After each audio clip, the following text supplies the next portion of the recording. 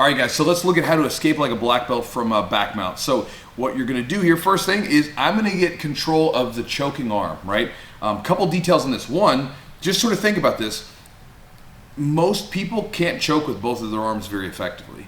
So most people have a dominant arm, it's usually the right arm.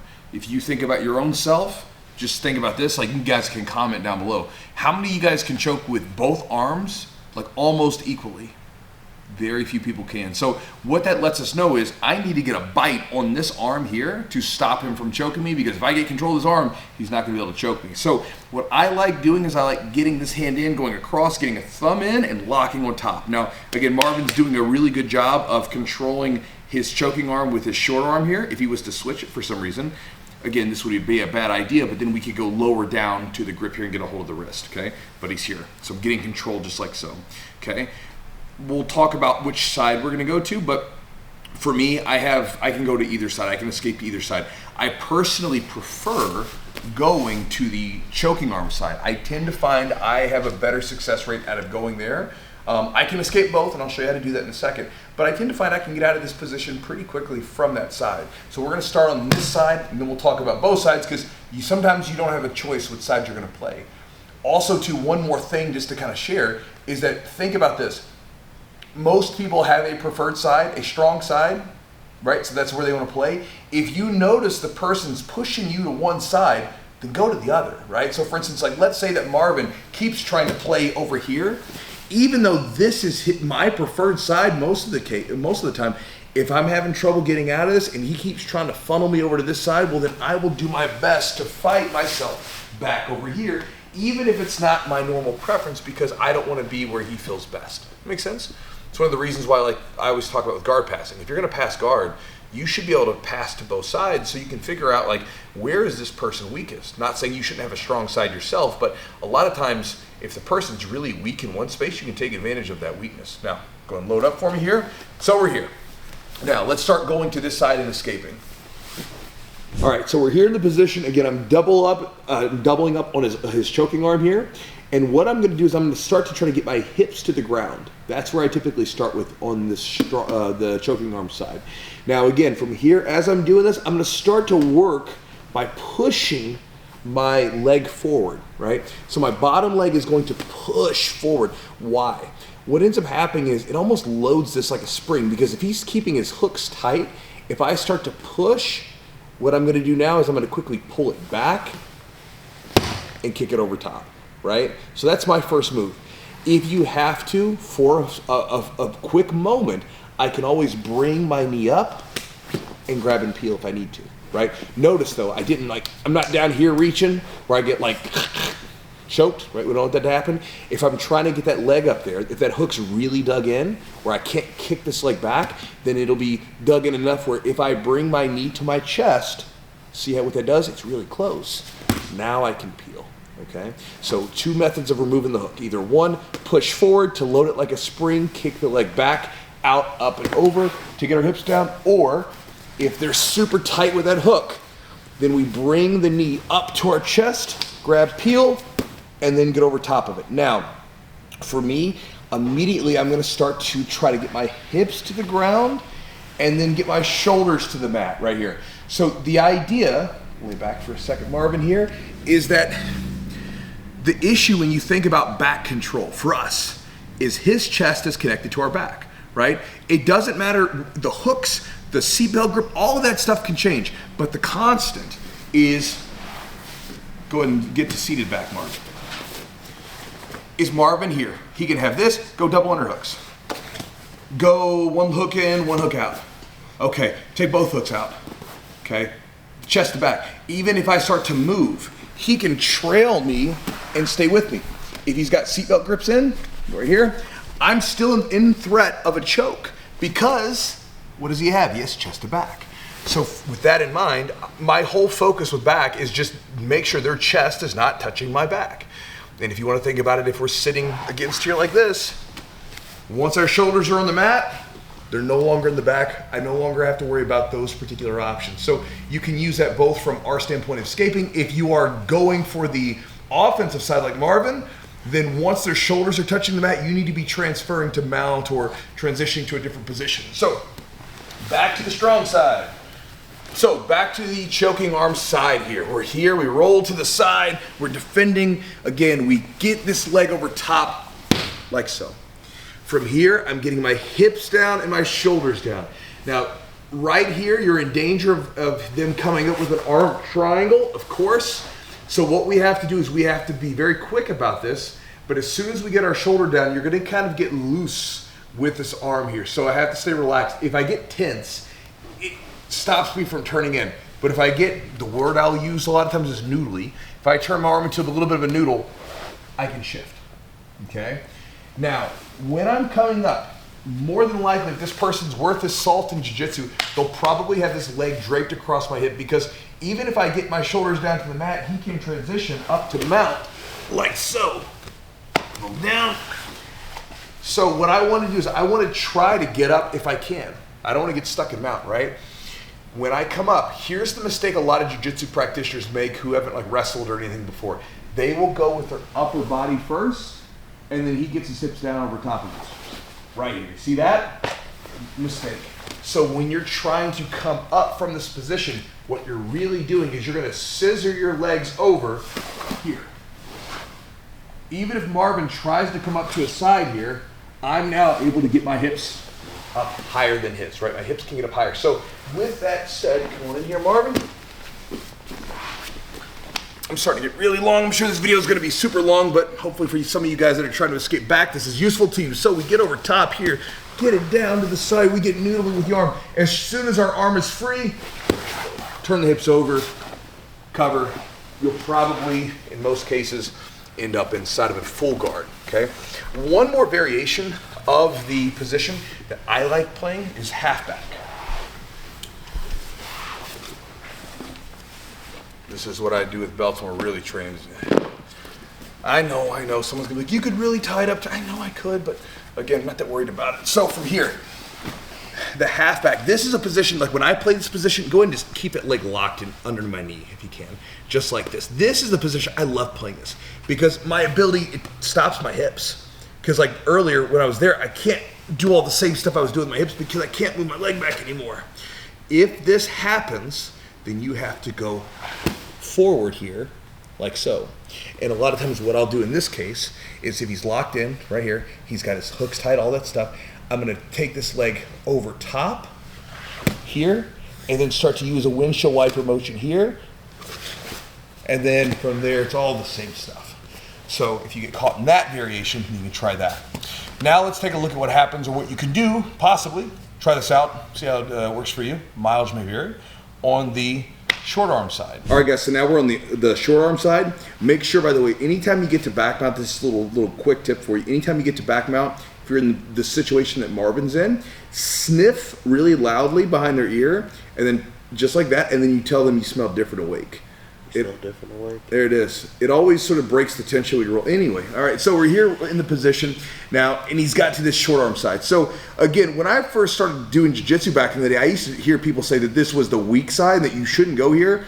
Obviously that changed because people learned how to do all this arm trapping stuff. I'll show you guys how I like to get out of this, by the way, if it happens.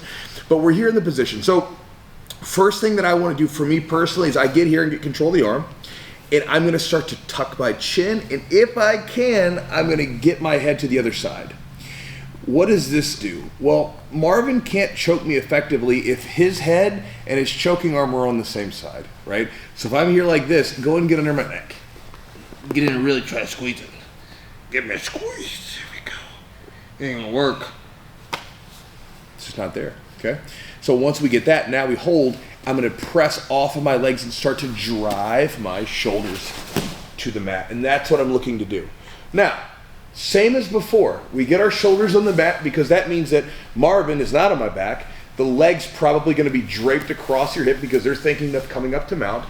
So when you get ready to try to come up to mount, your body is turning hips first so you can cover and get back on top, right? Let's look at this again. We're here. Marvin has my back. He's gotten to a good back mount. This probably wouldn't happen in practice yet. He'll be there in a couple of years, but not quite. From here, I drive my head forward and I tuck and get my head back here, side to side here. Notice I'm still controlling this choking arm. From here, he can hold on if he'd like, but I'm gonna start to drive my shoulders down. And as soon as I start to get my shoulders down, we need to either be turning our hips over. Another option, if you're late, is to focus on this hip here. So let's say that I get Marvin, he's too good, he's beating me to the punch, he's already coming up. Go ahead and come up. I'll focus, go ahead and try to come up. I'll focus on this near side hip here.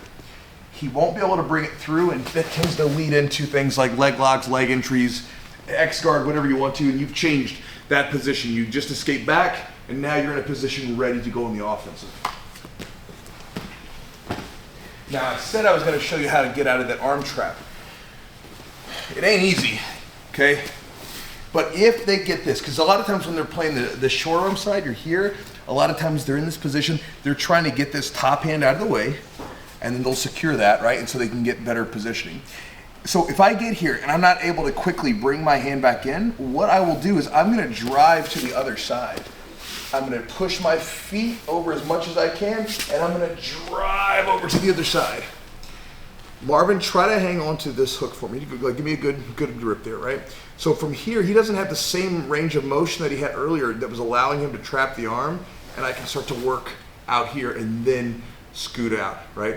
Again, super simple, but that saved me. Now again, if the person's really good and you're getting caught in it, maybe it doesn't work. Let's go this side here, go on the short side here.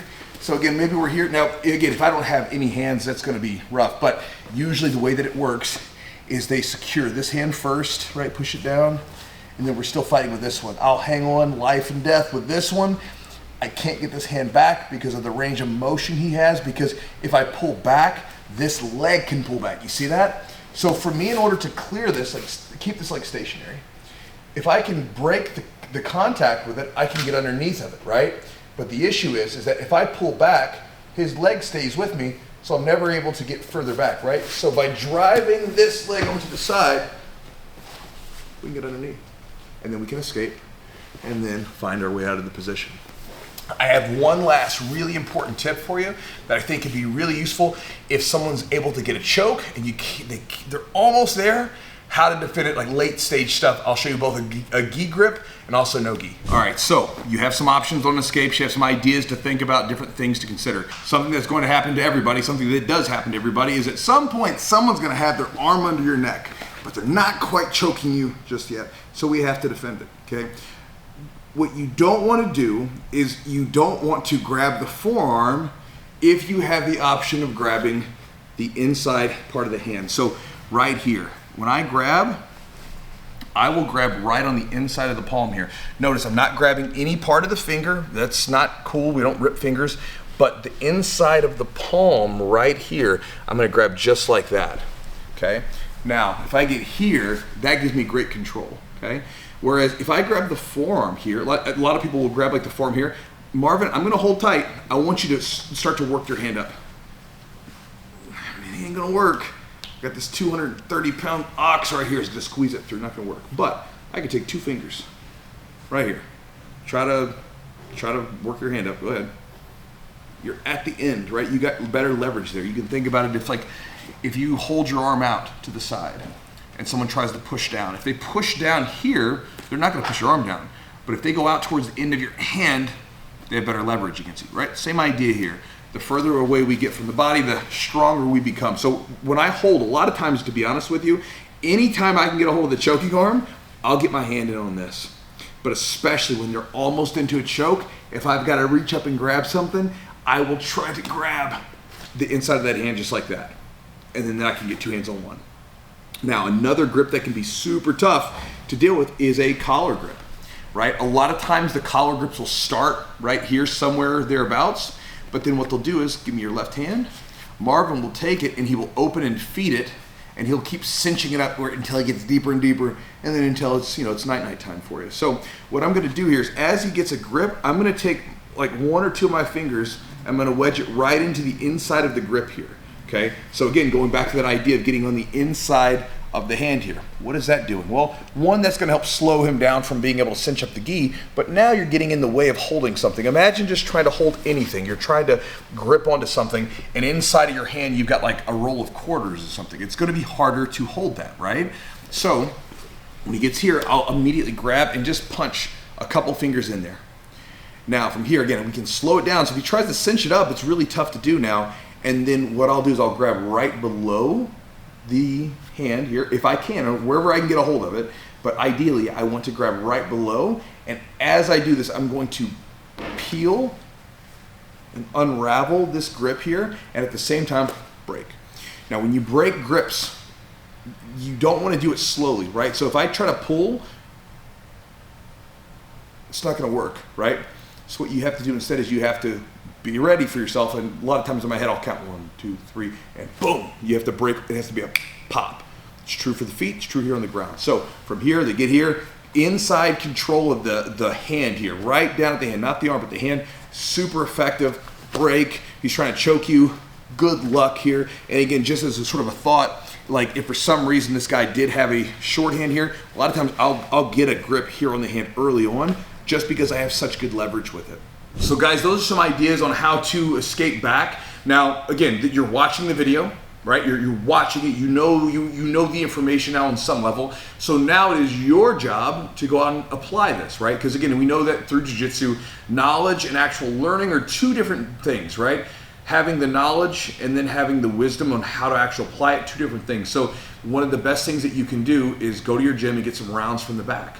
If your gym doesn't do a bunch of situational training, or you don't have the option to come in and do extra drilling, that sort of thing, one of the simplest things you can do, I talk about this in my Focus Jiu-Jitsu ebook that I give away.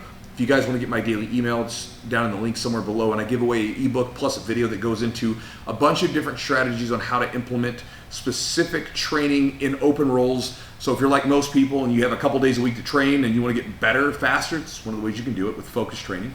Well, one of the things I talk about is, well, you can simply grab someone and let them start from that position. You're doing open training. Your coach is just saying, go roll. Perfect. Go up to your partner and say, hey, start on my back, and begin every round on your back there so you can get used to this position. Again, let them get grips in, work from there, get submitted, get choked out in the process, really learn how the position works. Again, the more that you play from these positions, the better off you'll be. Because again, it's what I had to do. It's what everybody has to do. There's no way to circumvent that. You have good information, tons of good information out there. Now it's your job to apply it. So that's my last call to you. Go to the gym, have people start on your back, get used to that, practice it. If you don't remember all the tips the first time, rewatch the video after you come back from rolling, sync it back up, and then try it the next time. So anyway, good luck if you're watching this video to get better at your back escapes. I hope this video was helpful to you. I'll talk to you guys next time.